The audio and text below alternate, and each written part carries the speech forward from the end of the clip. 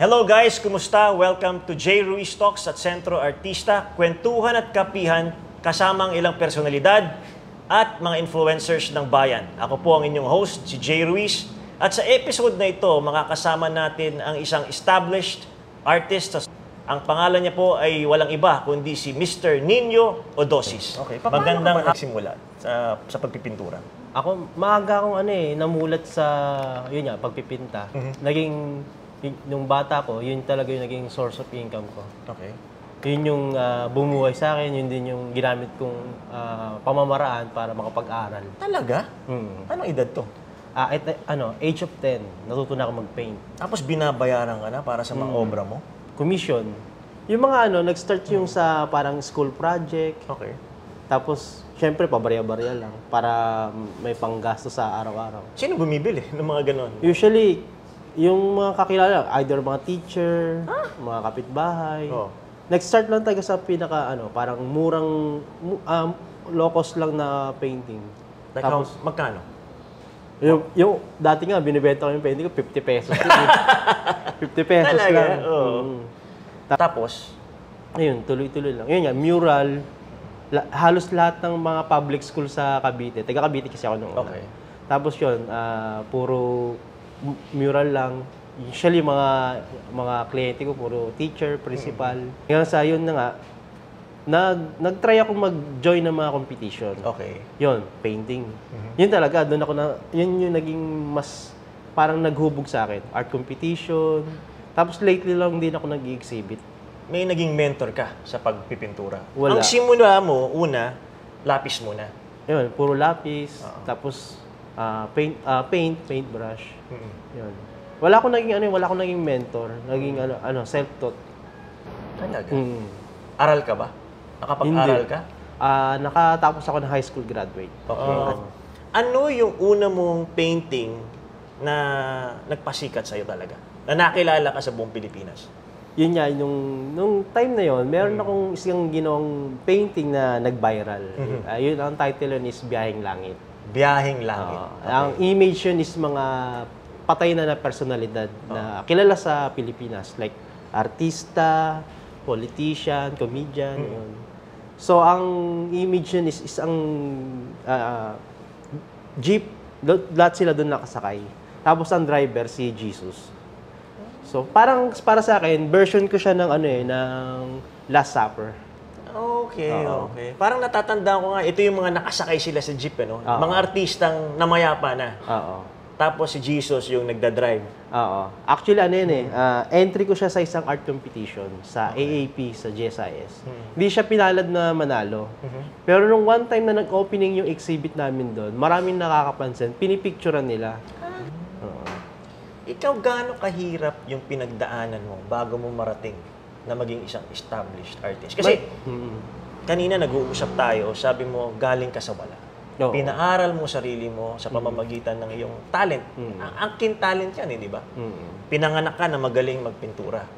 So, kwento mo sa amin, gaano kahirap yung pinagdaanan mo bago mo marating ang pagiging isang established artist? Mahirap. Kasi nung time na nagsisimula ako, parang syempre pupunta ka ng mga gallery. Andun yung eagerness mo na makilala. So sa umpisa, mahirap talaga. Kailangan mong, ikaw talaga gagawa ng paraan. Tulad nun, yun nga, marami akong mga kaibigan ding artist na isa rin sa tumulong sa akin. Okay. Ako naman, pagka may nagayang kaibigan ng artist, join ako kahit na hindi ko alam yung tema o kaya yung hindi ko alam saan yung location. Wala pa nga cellphone nun eh. Tapos, naalala ko nga nun nung nag-start kami, nag-join kami sa mga on the spot. Hasakay kami ng jeep, may dala kami mga canvas, malalaking canvas. Di kami pinapasakay. Minsan lalakarin mo na lang mula Baclaran papunta dun sa location ng competition. Magandang training ground siya sa mga nag-start kasi doon mo mahuhubog yung sarili mo na na hindi lang pala ako yung magaling mag-paint, marami pa pala. Maraming kakompetensya. Maraming kakompetensya. Then yun nga, yung nag-start kami. Sa amin nga, kahit nga ang kapapremyo, parang pagkain lang, join kami. Kasi experience na maka-join sa mga art event, art-related event, parang fulfillment, kahit na alam mong nakakapagod, araw-araw ka pipinta, gabi-gabi. Gigising ka, ganun ulit yung routine mo. Talaga. Mga ilang oras mo ginugugol yan?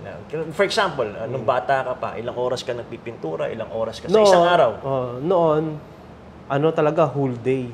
Talagang kasi yun yun nga, pagka-artist ka, sa akin, naramdaman ko, nung nag-start ako, pinakamasayang stage ko na nagpipinta ako, yung nag-uumpisa ako. Kasi parang lahat ng bagay na nakikita ko, bago sa paningin, excited ako. Tapos ito nga, nasa establishing area na ako. Parang nakikita ko, merong mahirap din na stage pagka yung nandoon ka na sa maintaining. Yun yung parang sa artist. Kasi ano pa ilalabas mo? Nagawa mo na lahat? Oo. Parang nagawa mo na lahat. Ano pa ba yung susunod mong gagawin na iba? Mahirap din pala, no? So, ibig sabihin, iba-iba konsepto, iba-ibang dapat ideas mo, na dapat bago Ang parati. dami mong kakompetensya. Kung sales lang naman ang gusto mo sa pagpipinta, madali. Kasi pwede ka namang gumawa na nagpapakitla na painting. Pero kasi gusto ko kasing gumawa ng painting na, iba-iba naman ng pananaw ng artist. Sa akin kasi gusto ko may pinupoint akong message. Every painting ko naman, lagi naman may message. Okay. Dito sa painting natin sa likuran mo, ito po yung gawa ni Nino Odosis, isang social realism ang tawag dyan. Paki-explain mo sa amin. Itong batang to, ang title nito is Working Student. So yung painting ko kasi ngayon din-develop ko siya noong 2020, yung mga tao na nakabaligtad. Kasi sa akin, parang ang symbolize nito, parang, di ba, yung perception ng bawat tao. Okay. Iba-iba yung pananaw natin kada may nakita tayong bagay. So pwede mo siyang iba-ibahin. Parang yung sa buhay natin, hindi siya tumitigil na umiikot yung buhay natin. Kahit anong problema, kahit anong trial sa buhay na dumating natin, tuloy-tuloy pa rin ang circulation. Bilog ang mundo. Bilog ang mundo. Ito ba hango sa buhay mo? Oo, kasi working student eh. Yun na nga. Kaya nakita ako. ko, may pala, may pencil. Oo. Posibleng ikaw yung batang. Pwede. Diba? Pwede Pwede mag-representa yan either sa kahit kanino na gumagawa ng patas lang. Oo. Nagsusumikap. Oo, susumikap. Bago makuha yung tagumpay. Etong pangalawa. Ito naman, ang title niya is First Meeting. Actually, ang pinaka-focal point dyan, yung bata na unang araw papasok sa school. Excited ka sa lahat ng first na ma-experience mo. So bagay, ganun talaga no? Ang buhay, first talaga. Yung unang-una, yun yung pinaka-excited ka. Yun yung talagang ganadong-ganado ka. Kakabahan ka pa eh. First time eh. Actually, nagkakilala po kami ni Nino dahil nga sumali siya doon sa art competition ng PCSO at ng Sentro Artista. Pumang-anim po siya doon sa 1,000 contest na yon among 1,600 entries. Ito po yung image na pinanalo niya noon. At dito nga makikita natin yung simple acts of kindness. Ito yung kanyang entry doon sa patimpalak natin na hindi umuurong sa pagtulong kasama po ang PCSO. Hindi umuurong sa pagtulong yung team.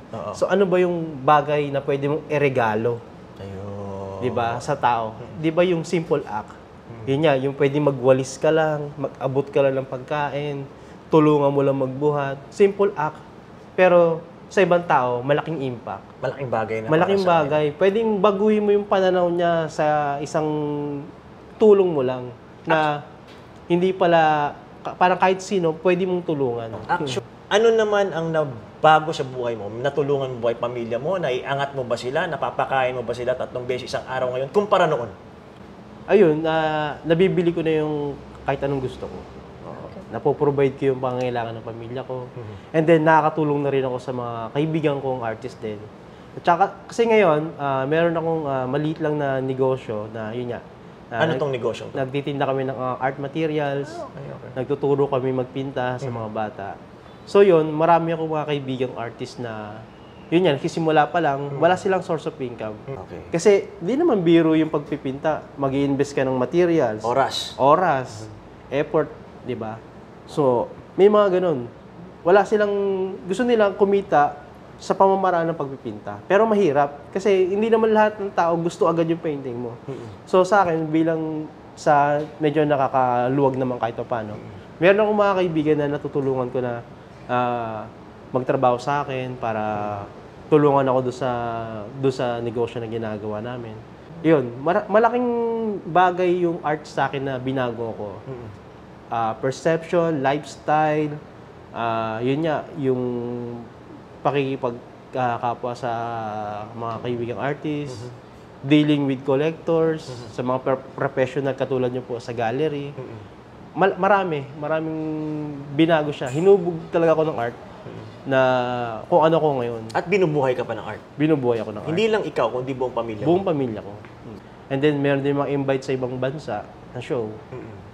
Na, syempre, bilang isang artist, parang fulfillment yun na makapag-show ka sa abroad, tsaka dito sa mga kilalang gallery.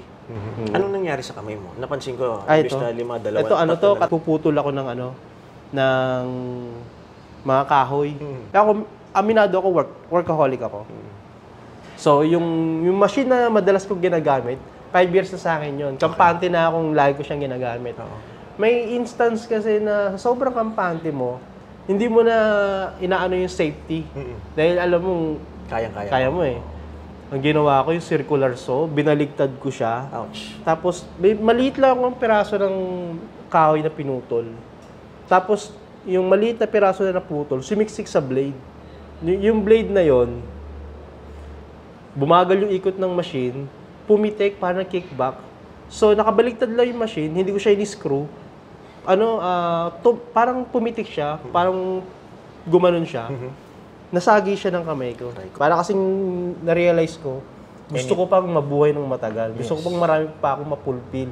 Kaya yun, nagbago ko ng, yun nga, pagka maggagawa ko, safety precaution lahat. Bago mo umpisahan yan, kailangan isipin mo muna hindi ka maaksidente. Kumbaga, ang sa artist, like precious, a surgeon, like a guitarist, di ba, na ginagamit ang kamay sa kanilang trabaho, sobrang precious ang kamay. Precious talaga ang kamay. Ikaw ba kinabahan na, naku, baka hindi ko na kayang mag-paint dahil nga naputol yung mga Ako naman, kasi dahil right-handed ako, hindi ko inisip na hindi na ako mapag-paint. Pero kung, ibig mo sabihin, kung ito pala naputol, dali kabuhayan mo.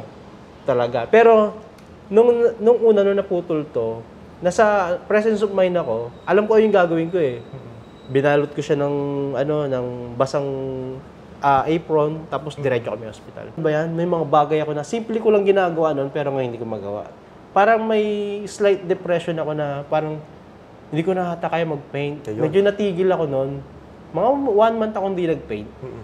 Tapos, after nung sabi ko, kailangan ko makabalik. So yun, nag-paint ako, nag-join ulit ako ng competition. 2018 nangyari yan? 2018 na nangyari. Pero buti na lang ikaw, sa kabila niya, nagporsigido ka pa rin, at di naman, buti naman. Pero at least, ang sayo, kaliwa at kanan. Nakatago nga yung 2 daliri sa bahay. Nakagarap ko niya. Katabi yun ng mga paint materials ko sa inyong, pagka may bibisit ang artist sa bahay, ano to? Sabi ko, daliri ko yan. Natatawa lang sila eh. Sabi ko, bibenta ko yung kay Boss Toyo. Pwede, gusto mo. Kaibigan natin si Boss Toyo eh. Tag 1 million kada isang daliri. Joke. Lalo na pag lalo ka pang sumikat eh, no, di ba? Sa mga nanonood sa ating mga kasentro, anong may papayo mo sa kanila na mga bata na may ambisyon din na maging artist? What can you sa akin, advise mapapayo ko parang huwag silang tumigil na mangarap. Tapos, syempre, ngayon, marami akong na-experience. Huwag tumigil sa mangarap. Huwag tumigil mangarap at manatili kayong humble. Tsaka isipin nila, hindi lang sila ang leon sa mundo. Marami pang Marami ka pang may encounter. Kaya yun, be humble and never kayong tumigil mangarap. Full-time artist ka kung tawagin? Full-time. Ano yun? Pag full-time artist, 8 hours na pipintura ka, 5 hours every day. Hindi naman siya necessary na pag sinabing full-time artist is meron kang certain na oras. Hindi naman ibig sabihin nun. Pag sinabing full-time artist is, yun nga, yung source of income is yung pagpipinta. Okay. Siyempre, pwede ka rin gumawa ng ibang source of income mo na kahit hindi naman related sa art. Siyempre, mag-invest ka sa negosyo. Para i-secure mo yung future mo. Dapat paniwalaan mo sarili mo. Nabibilan ka, di ba? Bago may maniwala sa'yo, kailangan maniwala ka muna sa ginagawa mo. Bilang panghuling mensahe mula sa isang Ninyo o Dosis, anong gusto mong sabihin sa ating mga makakapanood nito? ayun, manatili lang kayo inspired. So maraming salamat, po. At good luck sa iyo. Sana tuloy-tuloy ang tagumpay mo Salamat. sa mga obra mo. Magkakaroon nga pala po tayo ng exhibit dito sa Centro Artista Gallery. Kasama dyan si Mr. Nino Odosis. Ipapakita niya dito yung kanyang iba pang mga obra at yung mga nanalo dati sa National Art Competition noong hindi umuurong sa pagtulong kasama yung PCSO at Centro Artista. Naimbitahan po namin dito para sa exhibit. So maraming salamat mga kasentro sa pagnood nyo sa amin dito. Sana po ay puntahan nyo po kami dito sa Centro Artista, dito sa 226 Katipunan Avenue, Quezon City. Kung gusto nyo makita yung mga iba't ibang exhibit ng ating mga artist, makikita nyo po dito sa aming gallery at meron din kapihan dito na pwede kayong uminom ng kape habang tinitignan itong mga obra ng magagaling nating mga artist. Stay tuned. Sa susunod po, muli ako si Jay Ruiz. Maraming salamat sa inyong lahat.